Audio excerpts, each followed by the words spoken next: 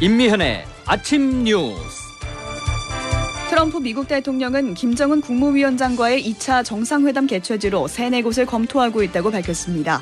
폼페이오 미 국무장관은 이번 방북 성과에 대해 최종적이고 완전하게 검증된 비핵화를 향한 길이 보인다고 평가했습니다. 경기도 고양저유소에 풍등의 불씨가 떨어진 뒤 폭발로 이어지기까지 18분 동안 대한송유관 공사 측은 상황을 전혀 알지 못했던 것으로 드러났습니다. 경찰이 스리랑카 노동자에 대한 영장을 신청했지만 검찰은 보강 수사를 지시하고 반려했습니다. 최근 5년간 국가 예산으로 등록된 특허 가운데 1000여 건이 개인이나 기업으로 부당하게 빼돌려진 것으로 CBS 취재 결과 드러났습니다.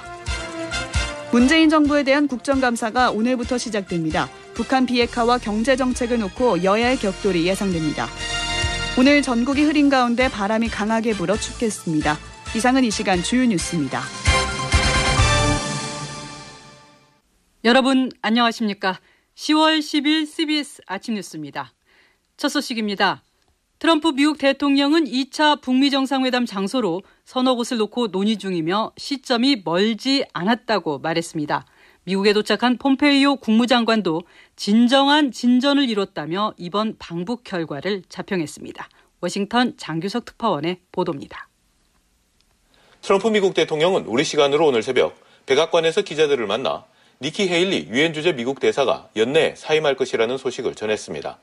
그동안 북한과 이란 등에 대한 국제사회의 제재를 주도했던 헤일리 대사의 사임 소식이 주요 관심사였지만 기자들은 마이크 폼페이오 국무장관의 방북 결과, 특히 2차 북미 정상회담의 시점과 장소와 관련해서도 많은 질문을 쏟아냈습니다. 이에 트럼프 대통령은 2차 북미 정상회담은 개최 시점이 그리 멀지 않았으며 싱가포르가 아닌 다른 장소 서너 곳을 놓고 논의 중이라고 밝혔습니다. 서너 곳을 놓고 논의 중입니다. 개최 시점도 멀지 않을 것입니다. 아베 신조 일본 총리와 시진핑 중국 국가주석이 방문했던 트럼프 대통령 개인 소유의 호화 리조트 마라라고에 김정은 위원장을 초청할 가능성이 있느냐는 질문도 나왔는데요. 트럼프 대통령은 김 위원장도 나도 그것을 좋아할 것이라면서도 지켜보자며 궁금증을 불러일으켰습니다.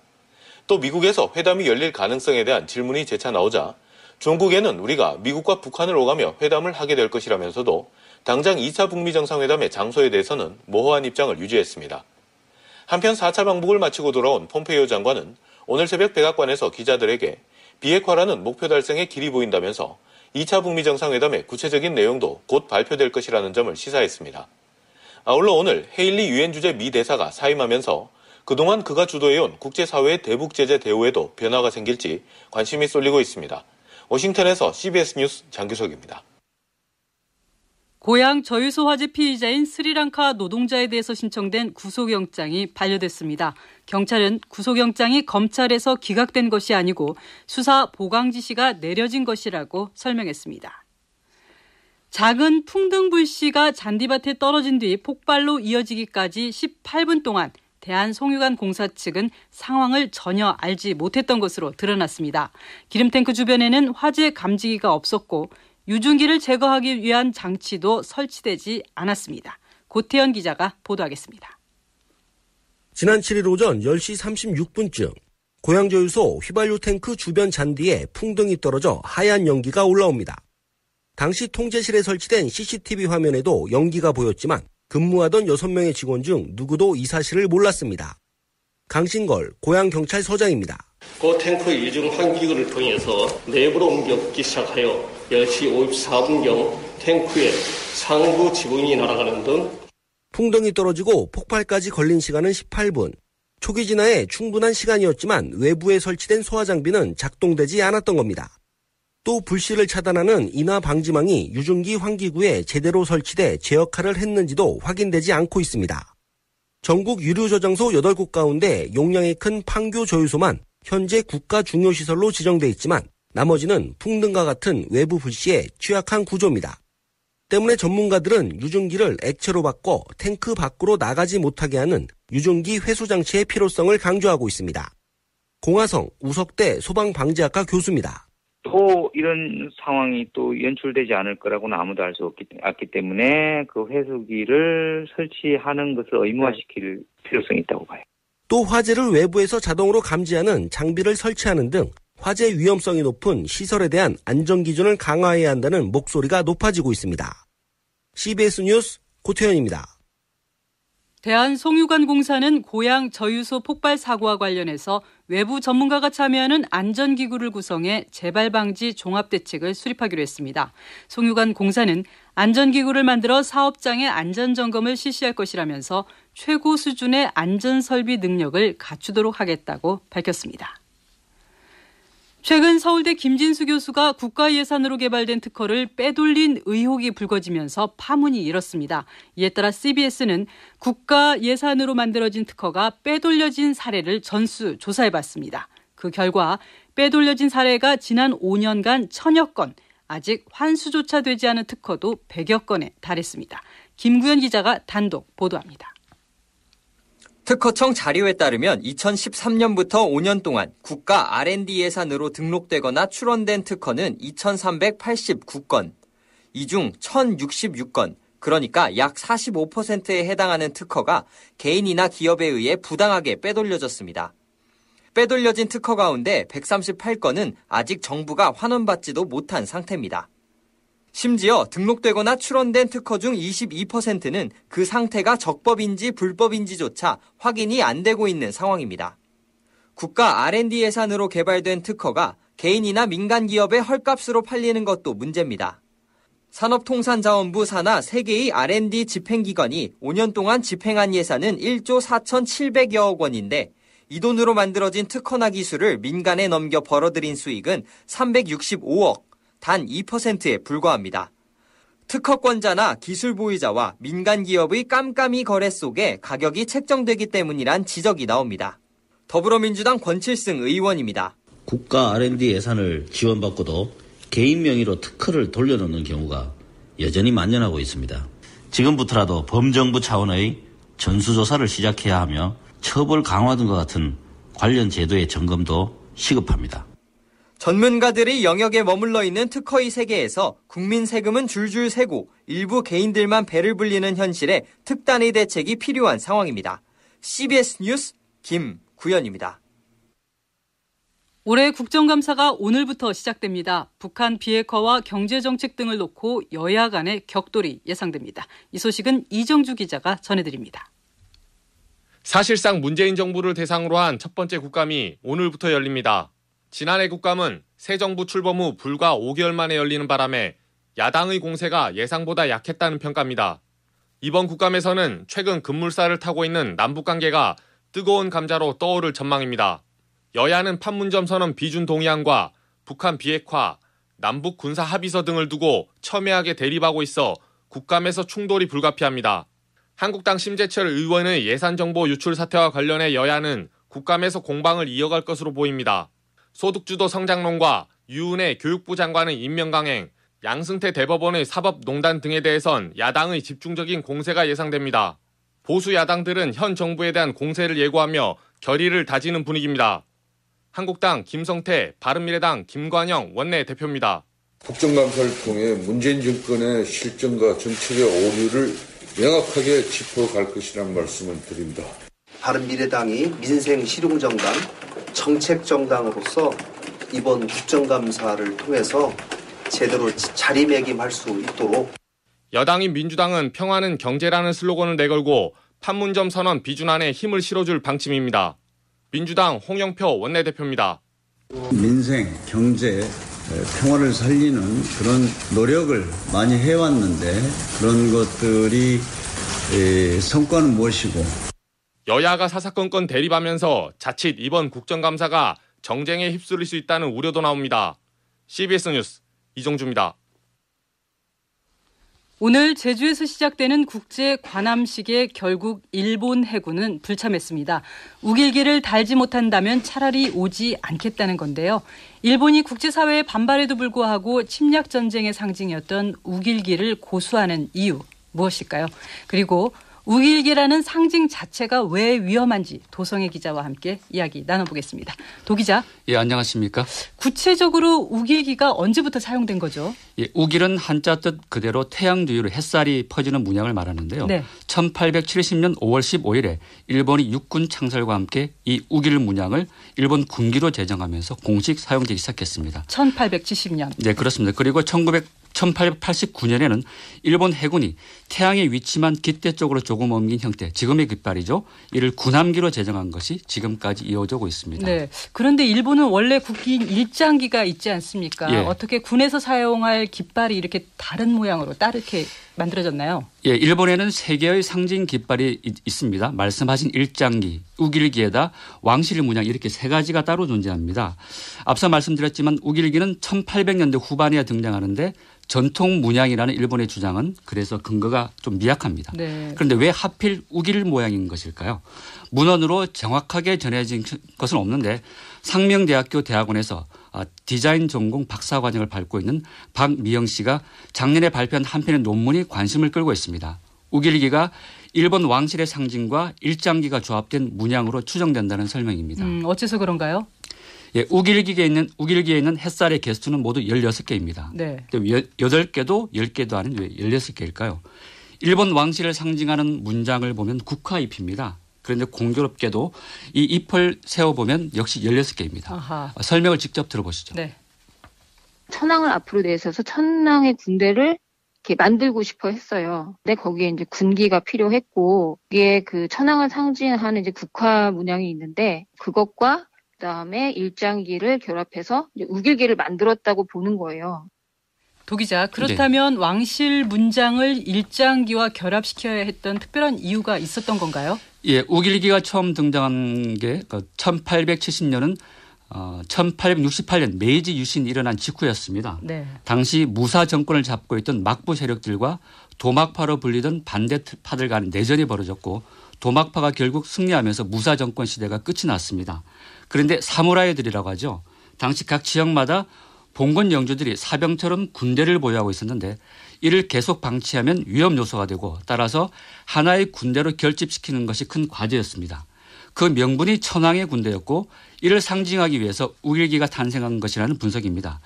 일본 왕실의 군대로 하나가 되자 그리고 분열된 세력을 결집시킬 때 제일 많이 쓰는 게 외부의 적을 만드는 것 아니겠습니까? 일본 왕이 다스리는 신민 국가들을 만들자 그러면서 대동아 공영권이라는 명분을 내걸면서 침략 전쟁을 일으켰습니다. 결국 우길기는 태생부터 정략의 산물이고 군국주의 야욕이 숨어있는 깃발이었다고 볼 수 있습니다. 네. 그런데 독일의 경우 2차 대전 이후에 나치의 상징인 그 문양을 완전히 사용 금지했습니다. 왜 일본은 계속해서 우길기를 쓰고 있는 거죠? 예, 독일은 전후에 반나치 세력이 정권을 잡습니다. 그리고 친나치 세력들을 청산하고 완전한 단절을 선언하면서 과거사를 사죄하는 길로 나아갈 수 있었습니다. 그런데 독일과 달리 일본은 전범 세력들이 계속 정권을 유지하지 않았습니까? 당시 항복 문서를 받았던 미국이 공산주의 확대를 막고 동북아에서 세력 균형을 유지하기 위해서 일본을 이용하기로 하면서 빚어진 일인데요. 이러다 보니 1945년 폐망 이후에 육군과 해군이 해체되고 우길기 사용이 중단됐다가 1954년에 육상자위대와 해상자위대를 창설하면서 다시 슬그머니 사용하기 시작했습니다. 한마디로 반성을 모르는 거죠. 네, 주변국들이 계속 반발을 하는데 일본이 이렇게 우길기를 고집하는 저희는 뭘까요? 예, 한마디로 우길기가 상징하는 것을 포기하지 못하겠다는 것인데요. 대륙으로 다시 진출해서 일본이 중심이 되는 대동아 공영권의 꿈을 실현하자. 일본 국민들을 이 깃발 아래 하나로 묶어내자는 의도가 있다고 밖에는 달리 해석할 여지가 없을 것 같습니다. 다시 박미영 씨의 분석을 들어보시죠. 그래서 이제 상징이라는 게 그런 의식의 흐름을 하나로 이제 묶어서 어떻게 보면 이미지화한 거거든요. 그 사람들이 이거를 고수하는 이유는 너무나 당연하게 뭐 전쟁을 다시 대륙으로 오고 싶은 마음이 있는 것 같아요. 그래서 위험한 것이고 우리나라에서만이라도 우길기나 우길 문양 사용을 금지하는 법안이 빨리 처리돼야 한다는 목소리가 그래서 높습니다. 네, 오늘 이야기 잘 들었습니다. 지금까지 도성의 기자였습니다. 정부가 국공립 유치원 확대 정책을 펴고 있지만 사립 유치원들의 반대와 교육당국의 의지 부족으로 빨간불이 켜졌습니다. 이 소식은 김영태 기자가 전합니다. 교육부는 국공립 유치원 취학률을 현행 25%에서 40% 수준으로 확대하기 위해 앞으로 5년간 2,600개 학급을 신설 또는 증설할 계획입니다.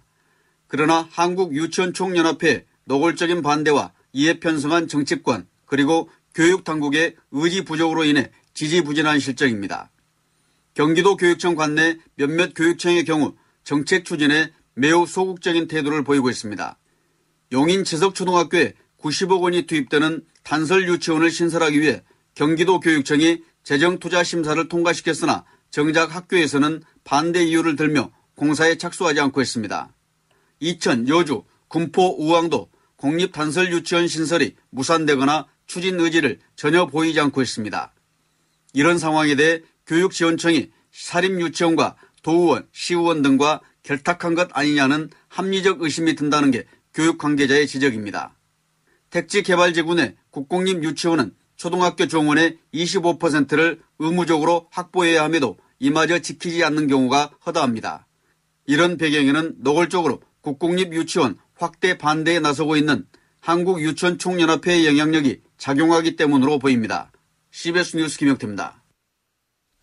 다음은 간추린 소식을 신지혜 아나운서가 전해드립니다. 신한은행 신입사원 채용 과정에서 임원 자녀 등을 부정 채용한 의혹을 받고 있는 조용병 신한금융지주 회장의 구속 여부가 이르면 오늘 오후 결정됩니다. 서울 동부지법은 오늘 오전 10시 30분 양철한 영장전담 부장판사 심리로 조 회장에 대한 구속 전 피의자 신문을 엽니다. 오늘 새벽 3시 55분쯤 경북 안동시 길안면 55살 A씨 집에서 불이 나 주택을 모두 태우고 1시간 10여 분 만에 진화됐습니다. A씨의 어머니는 아들이 미처 대피하지 못한 남편을 구하기 위해서 다시 집으로 뛰어들었지만 나오지 않았다고 말했습니다. 한국도로공사가 김학송 전 사장 조카 편법 채용으로 구속된 간부의 옥중급여를 지급해서 제 식구 감싸기라는 지적이 나왔습니다. 민주평화당 윤영일 의원은 도로공사가 이 간부를 면직하거나 징계도 하지 않고 8월과 9월 2달간 옥중급여도 지급했다고 지적했습니다. 육해공군 사관학교에서 사관생도 1명을 길러내는데 4년간 2억 3천만 원 이상의 비용이 소요되는 것으로 나타났습니다. 국회 국방위원회 소속 더불어민주당 민홍철 의원이 국방부에서 제출받은 자료에 따르면 해군 사관학교는 사관생도 1명당 4년간 2억 3,900여만 원, 공군 2억 3,700, 육군 2억 3,100만 원의 양성 비용을 쓰고 있습니다. 국제사회 인도적 지원 부족으로 북한의 식량 공급이 여전히 불안정한 상황에 처해 있다고 유엔 산하 세계 식량 계획 WFP가 경고했습니다. WFP는 북한 인구의 약 40%에 해당하는 1,000만 명이 넘는 주민들이 영양실조 상태에 놓여 있으며 인도적 원조를 필요로 한다고 발표했습니다. 유엔 고등판무관실이 구금 중에 숨진 베네수엘라 야당 소속 페르난도 알반 시 의원 사망 사건에 대한 독립적이고 투명한 조사를 촉구하고 나섰습니다. 베네수엘라 수도 카라카스 시 의원인 알반은 지난 8월 니콜라스 마두로 대통령을 겨냥한 2대의 드론 폭탄 암살 공격에 가담한 혐의로 지난 5일 체포됐다가 사흘 뒤에 숨졌습니다. 간추린 소식을 전해드렸습니다.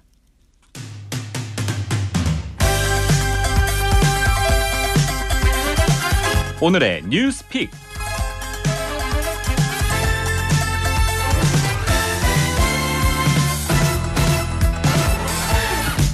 수요일 IT 인사이트 시간입니다. 김현지 기자 나와 있습니다. 김 기자 어서 오세요. 네, 안녕하세요. 오늘은 어떤 뉴스 가져오셨습니까?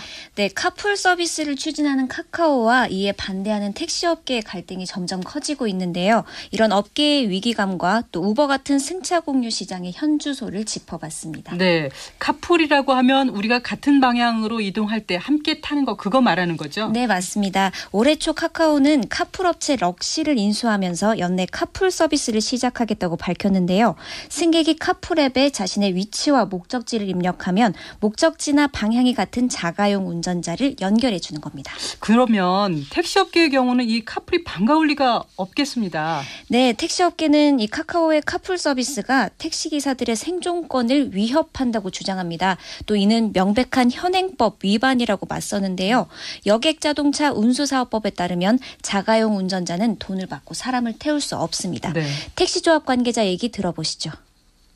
카풀을 이용을 해서 돈을 받고 영업을 하겠다는 거죠. 전국에 택시가 25만 대가 있어요. 과잉 공급이라 해서 5만 대를 지금 감차 사업을 하고 있어요. 차가 모자라서 자가용을 투입해서 그걸 해결하겠다. 이건 앞뒤가 안 맞는 말이죠.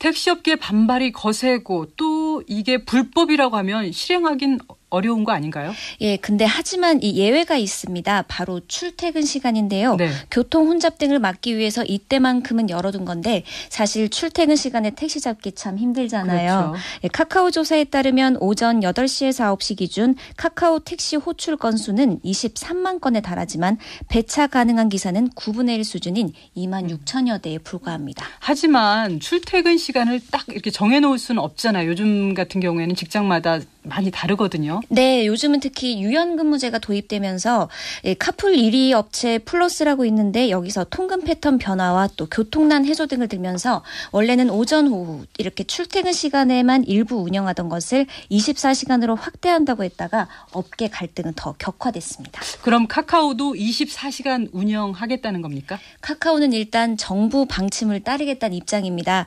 출퇴근 시간을 무자르듯 딱 자를 수가 없으니까 카풀 운영 시간을 업계가 정하는 건 무의미하다는 건데 또 택시업계와의 상생도 중요하니 국토교통부의 중재안을 기다리고 있습니다. 그렇다면 정부 입장은 어떤가요?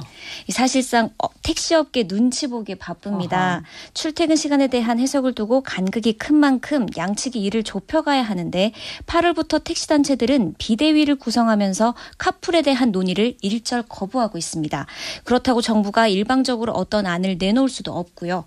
이 카풀이 시작하면 택시업계는 카카오 택시 호출을 아예 받지 않겠다는 엄포까지 나서 카카오도 당혹스러운 상황입니다. 설명을 들어보니 이러지도 저러지도 못하는 상황인데 그러면 앞으로 어떻게 해야 됩니까? 예, 정부는 이 카풀 서비스가 기존 택시 산업을 위협할 우려도 있고 한편으론 택시 이용에 불편이 있기 때문에 이를 보완할 수단도 필요한 만큼 상생 방안을 고민 중이라고 합니다.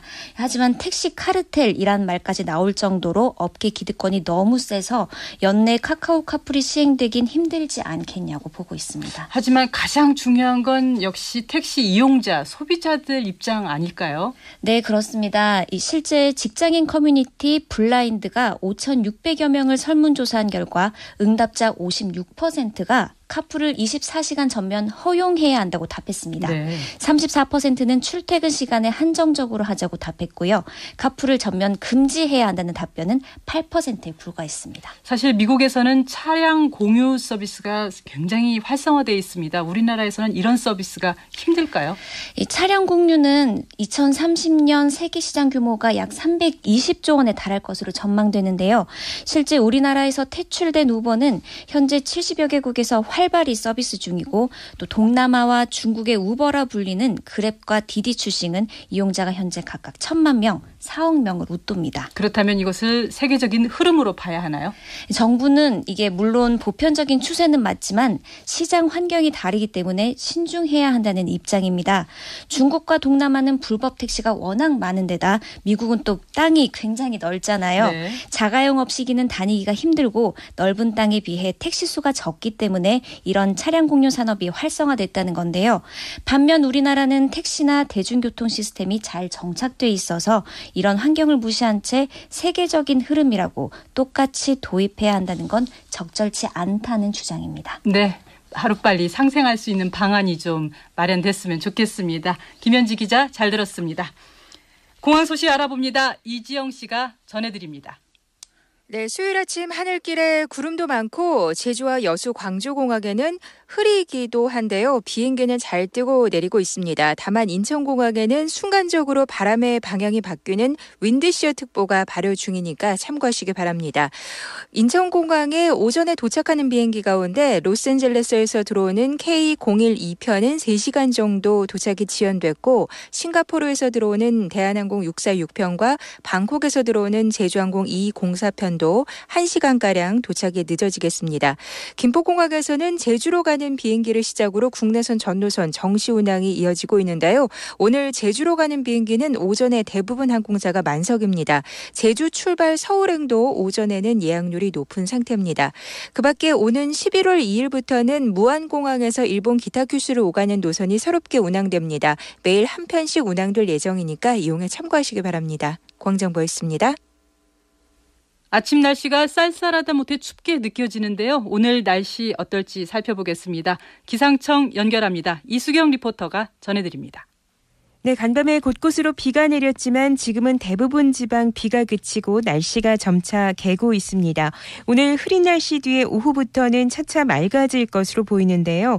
다만 찬바람이 강해지면서 날씨가 추워집니다. 당분간 기온은 평년보다 4도에서 7도가량 낮을 것으로 보이고 바람도 강하게 불겠는데요. 오늘 아침 기온 어제보다는 높지만 서울이 12도 안팎을 나타내는 등 쌀쌀한 날씨를 보이고 있습니다. 낮 최고 기온은 어제보다 큰 폭으로 떨어지면서 옷차림 따뜻하게 하셔야겠는데요. 서울과 춘천이 15도에 머물겠고 대전과 전주 17도, 광주 18도, 부산은 21도가 예상됩니다. 바람 때문에 체감온도는 이보다 2, 3도 이상 더 떨어질 것으로 보이고 내일 아침은 서울 기온이 영상 6도 안팎까지 내려갈 것으로 보이는데요. 그 밖의 지역도 한 자릿수대의 아침 기온이 예상되면서 날씨가 추워진다는 점 참고하시기 바랍니다. 날씨였습니다. 10월 10일 아침 뉴스를 마치겠습니다. 고맙습니다.